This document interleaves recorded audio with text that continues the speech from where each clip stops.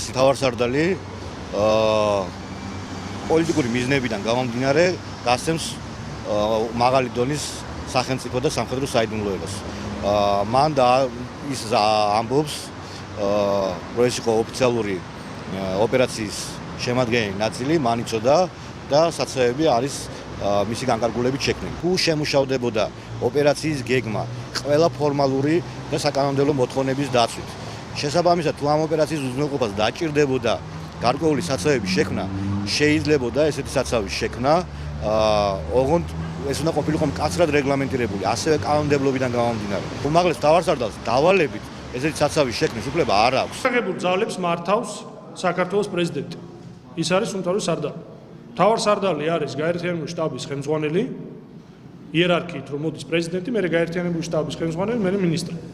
აქედან გამომდინარე, პრეზიდენტს სრული უფლება აქვს გასცეს დავალება, მისცეს დავალება გაერთიანებულ შტაბს ამა თუ იმ ღონისძიების ჩასატარებლად. მხოლოდ იმ შემთხვევაში, თუ საუბარი არის შეიარაღებული ძალის გამოყენებას ქვეყნის ტერიტორიაზე, მაშინ არის უკვე საჭირო სხვა მექანიზმების ჩართვა, თორე როგორ მართავს გაერთიანებულ შტაბს პრეზიდენტი, რა დავალებას აძლევს, ეს არის მისი კომპეტენცია. ბრძანებით არის, ბრძანებულებით არის.